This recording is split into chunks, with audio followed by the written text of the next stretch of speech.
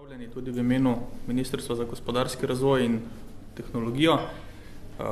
Hvala za to priložnost, da sem lahko spet govornik na tem dogodku.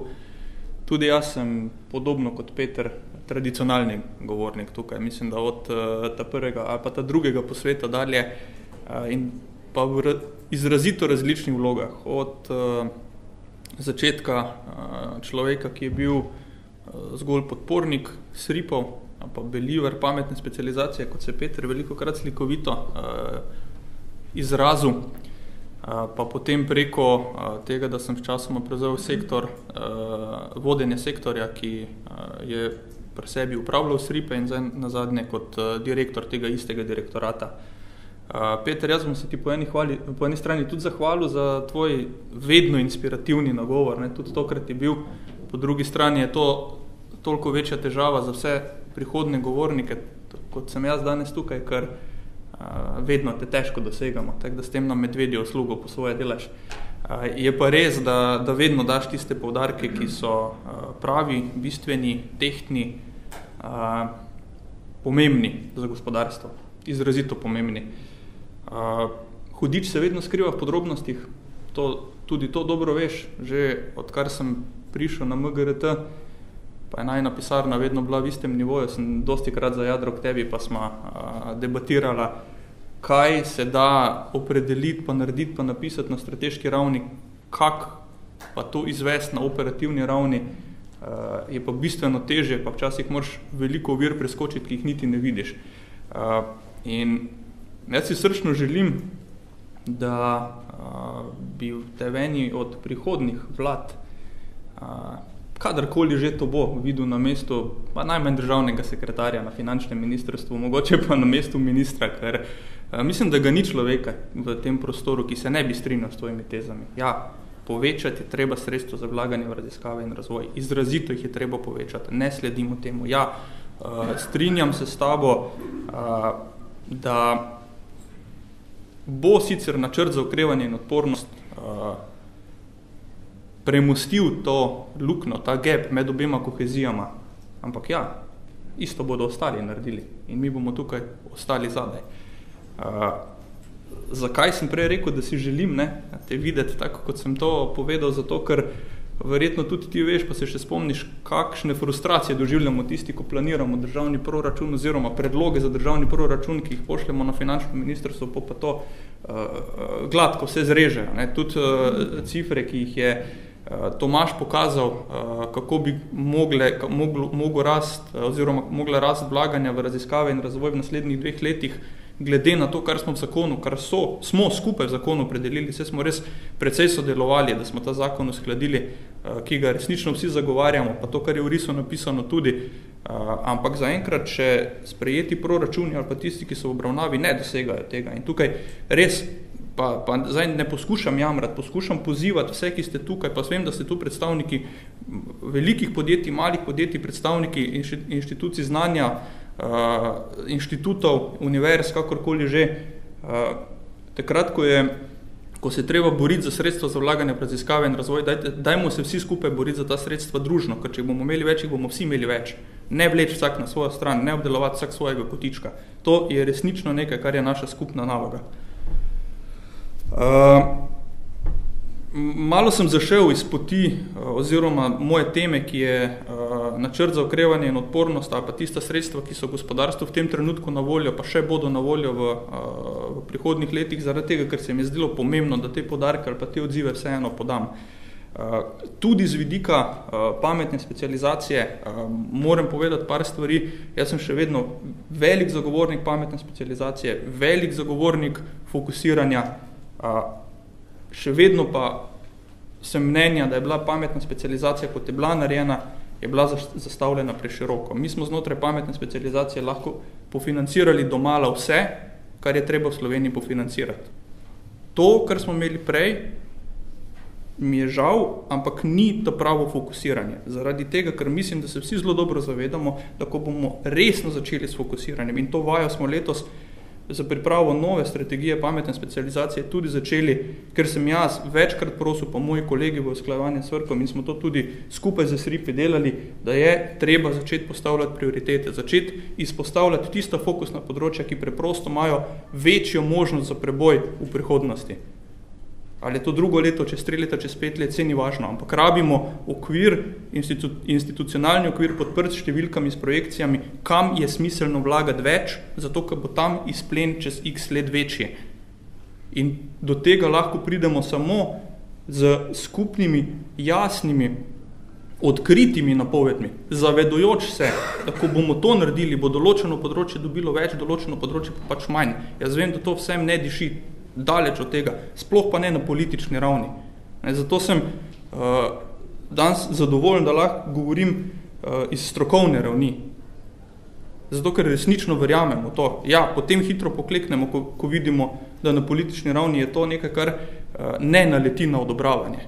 Ker se nekdo zelo dobro zaveda, da, pa si zna zračunati, da če to podpre, da bo nekje sredstev na voljo manj. Tega se moramo zavedati, to si moramo priznati slej ko prej. Nikjer ni sredstev dovolj in moramo jih usmerjeno vlagati. In tukaj resnično rabimo vso podporo vseh državnih institucij in tudi podjetij, ki sodelujete v SRIP-ih, zato da je to konsens. Zato da ne bomo mi, ko bomo šli v izvajanje tega na gospodarskem ministrstvu, imeli pri teh istih podjetjih potem težav pa klicev, zakaj ste pa nas pustili, a veste, da nas pa tukaj ni noter. Če bomo to naredili s konsenzom, bomo lahko rekli, trdno, ja, šli smo v tej smeri zaradi tega, ker to podpira tudi gospodarstvo. In mi se tega zavedamo. Pa tako sem rekel, hudič se skriva v podrobnostih, kako to izpeljati. To ni vedno lahka naloga. In tukaj mislim, da imamo veliko priložnost zdaj pri prenovi pametne specializacije, da naredimo ta korak naprej skupaj z SVRK-om, ki zadevo vodi in koordinira. In mi smo pripravljeni absolutno delati v tej smeri. In tudi tukaj replika na democenter za tovarne prihodnosti, je Peter omenil. Še več takih democentrov rabimo, še za katero drugo področje tudi. Moje osebno mnenje je, s Petrom smo to predebatirala, mislim, da kakšna 2 tedna nazaj smo se dobila, da je to da bi to lahko bila, ne nujno, da je lahko bila naslednja razvojna stopnja SRIP-ov kot takih, ki so do konca tega kohezijskega obdobja predvideni za financiranje in sofinanciranje, zadalje pa imamo sicer sredstva rezervirana, nismo pa še razdelali točno v kakšni obliki. Tudi to bi bilo fino zapisati, jasno, z besedo do črke natančno, kako bomo to naredili v okviru pametne specializacije. Spet zato, da imamo podlago za naprej, ko bomo šli v realizacijo tega, da se ne bomo takrat spraševali, kako pa to zrealizirati. In z vidika naborov ali pa inštrumentov, ki jih imamo že zdaj na voljo, SRIP-i, TTO-ji, inkubatorji, kaj še imamo, subjekti inovativnega okolja, start-upi, ogromno inštrumentov podpiramo, izjemno velik, pa izjemno široko podporno okolje podpiramo tako ali drugače. Jaz mislim, da imamo inštrumentov dovolj. Strinjam se, da jih moramo financirati, ali pa pomagati financirati tudi v prihodnjih obdobjih. Treba je pa tudi začeti na nekaterih segmentih pač delati boljše. Tako, ko se zavedamo mi na strani države, da moramo začeti delati boljše, tudi te nekatere inštrumente treba boljše upravljati, koordinirati, voditi, menedžerirati. Pak to leti na vse nas, ne na katerega posameznika. Tudi mi, kot nadzorniki teh inštrumentov, smo soodgovorni za to, da razvoj tukaj gre v pravi smeri. Mimo grede, vse tole, kar bom danes pokazal, pa še bistveno več vezano na načrt za okrevanje in odpornost, je PowerPoint prezentacija, ki je objavljena na spletni strani našega ministrstva. Zelo natančno je noter opisano, kaj vse in na kakšen način bomo na gospodarskem ministrstvu podpirali oziroma izvajali načrt za okrevanje. Če ne bom vsega povedal danes, preberite si zato, da imate te informacije, zato, da ne bo na koncu izpadlo, da katerih informacij niste imeli, zaradi tega, ker več informacij, ko imate vi, laže potem tudi nam inštrumente izvajati. In tukaj z tega vidika ne govorimo o povečanju vlaganju v raziskave in razvoj in seveda tudi v digitalizacijo in pa v povečano vlaganje v investicije.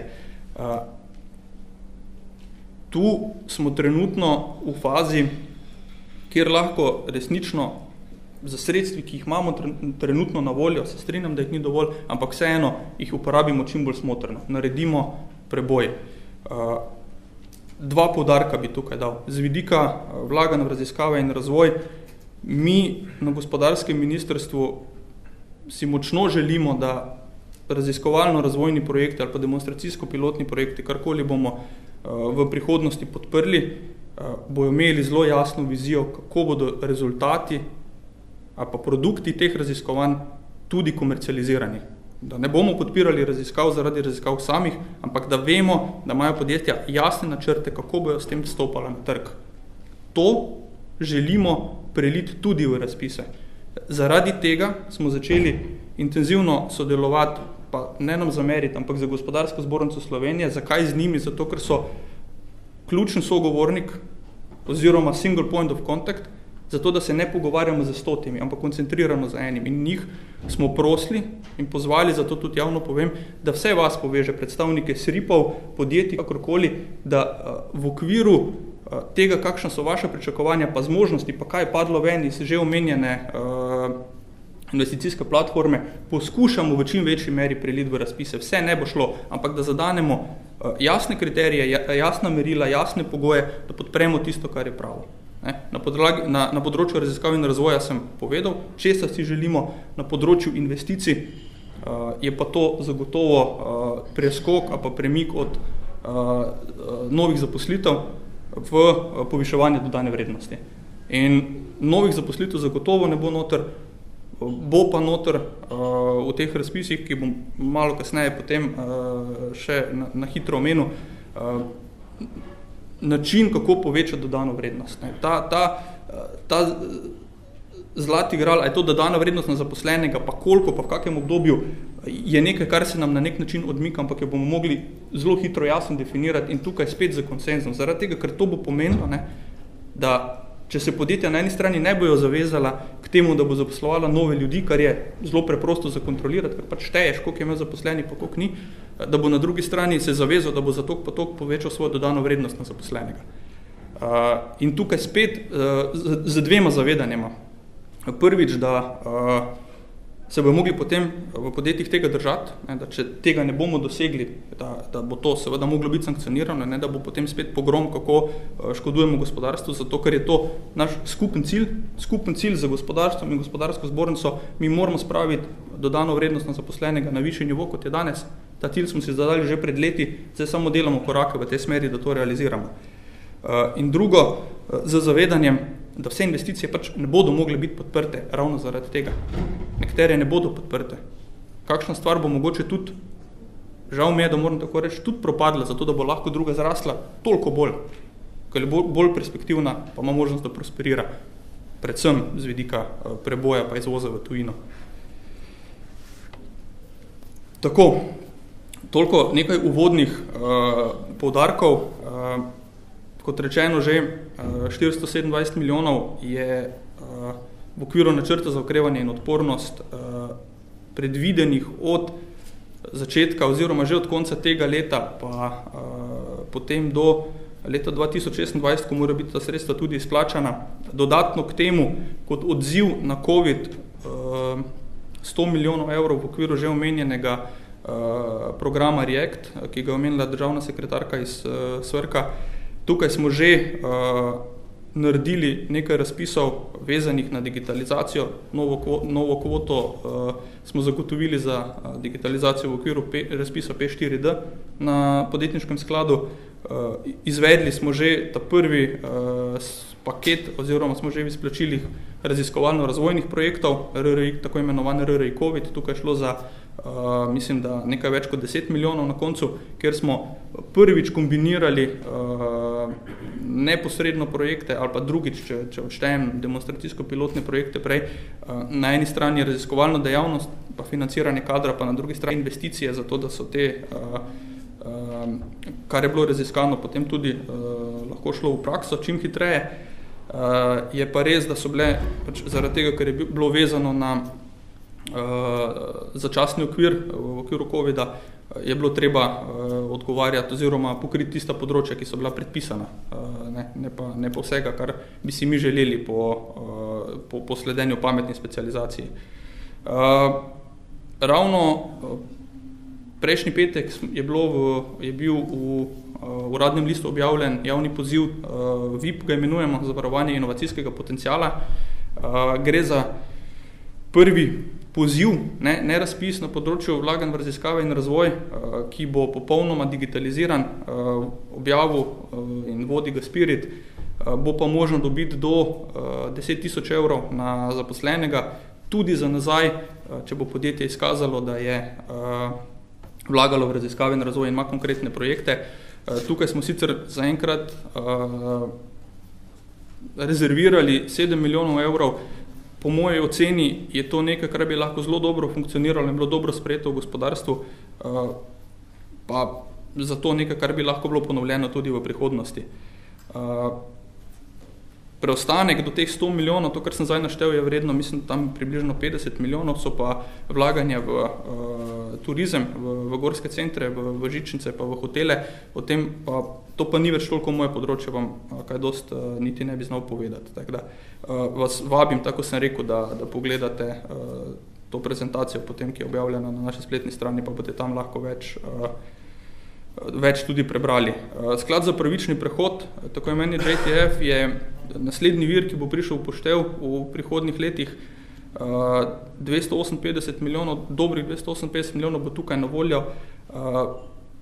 Namenjen bo seveda tistima dvema regijama, ki sta predvidena za prestrukturiranje, ne vsem, ampak tukaj podrobnosti v tem trenutku še niso toliko znane, da bi lahko o njih govoril.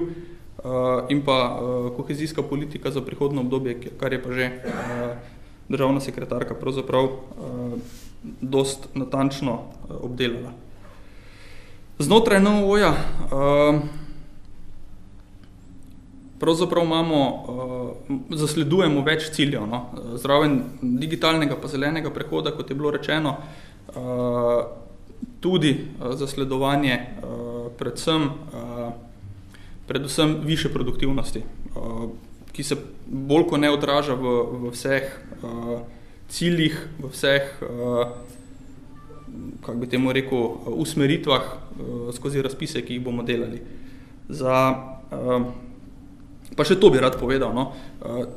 Ni za digitalno transformacijo samo teh 56 milijonov, ki je tukaj napisano, velik del digitalne transformacije se skriva tudi v investicijah. Namreč v investicijah bomo šli po obstoječi logiki, da najmanj polovico celotne investicije mora biti vložene v opremo, v stroje, in tu je primarno avtomatizacija proizvodnje, robotizacija proizvodnje, uporaba omenjenih digitalnih dvojčkov in tako naprej. Tako da tukaj delež digitalizacije je večji, kot pa zgleda na prvi pogled. Zaradi tega, ker se tudi mi seveda zavedamo, da tisto, kar podjetja rabijo, je vlaganje v novo opremo, v avtomatizacijo proizvodnje, in zato se to izrazito odseva tako v digitalni komponenti in v tej komponenti investicij.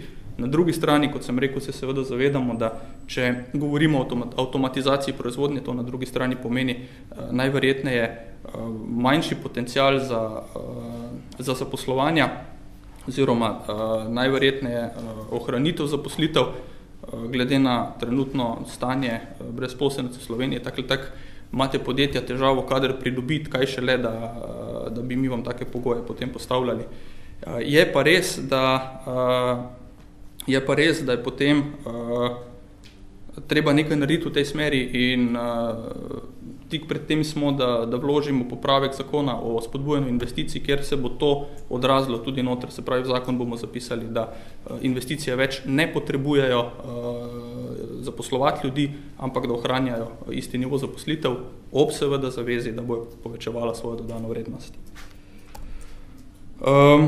Zelo na hitro osnovne značilnosti vseh paketov, pravzaprav, ki jih imamo, bodi si to za digitalizacijo, raziskave in razvoj, investicije, turizem, povsod moramo narediti neko stopnjo reforme. Zdaj, ta stopnja reforme je lahko zelo korenita, lahko je pa zelo postopna. Denimo pri investicijah sem o sledeh reforme že povedal, je to, da začnemo razmišljati o tem, kako bomo produktivnost kot tako povečevali, ne nujno zaposlovali. Z vidika vlaganj v raziskave in razvoj je ena od reform zagotovo to, da, kar sem povedal prej, da jasno znamo definirati, kako bomo komercializirali produkte, ki jih raziskujemo, pa tudi to, kako se bomo državne institucije med sabo boljše povezovali, kako bomo boljše sodelovali in kako bomo, večkrat govorimo o tem, oziroma večkrat nas spodbudite ali pa spomnite, vzpostavili tehnološko agencijo. Še enkrat povem, stojim za tem, ne bomo delali nove tije, okrepili bomo pa Spirit. In Spiritu bomo dali tisto, kar pravzaprav rabi, zato da bo lahko postal tehnološka agencija. V prvi vrsti rabi možnost, da zaposli nove kadre, to smo končno prejšnji teden uspeli doseči, zato ker z dosedanjimi kadri ne more delati nečesa novega. To novo pa je, kar sem prej povedal, nov pristop k razpisom, digitalizacija razpisov, VIP bo prvi razpis oziroma poziv, ki bo v celoti digitaliziran, vsi prihodni ravno tako. In ja, dobro se zavedamo, da moramo mi med sabo sodelovati pa biti komplementarni. Jaz sem zato tudi Tomaža pa Boha in Tomaža Kostanjevca, ki je direktor Spirita in direktorja ARRS-ja povabil, da se dobimo zdaj v kratkem na enem delovnem zajtrku. Ne vem, če si vabilo že dobil, ampak ravno zato, da se tudi mi povežemo, da ne govorimo samo drugi, kako se morajo povezati, ampak zato, da to tudi v resnici naredimo. V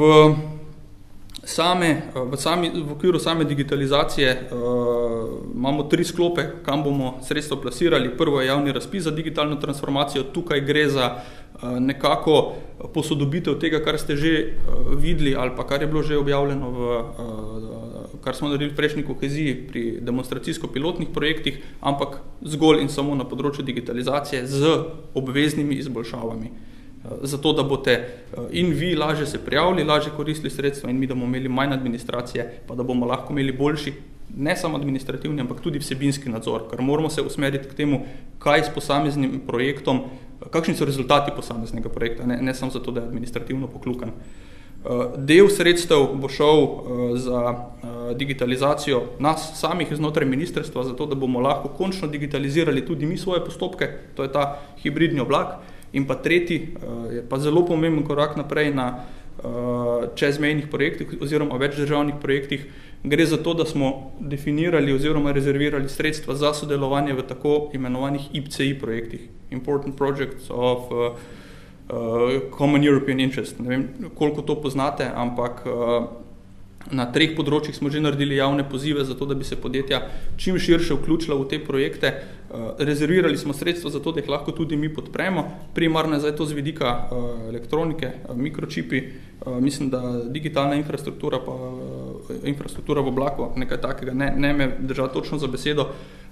Gre pa za to, da so to ponavadi raziskovalni ali pa raziskovalno-investicijski projekti večjih držav na področju Evropske unije, za katere se potem, ko so potrjeni, naredi posebna shema dovoljenih državnih pomoči.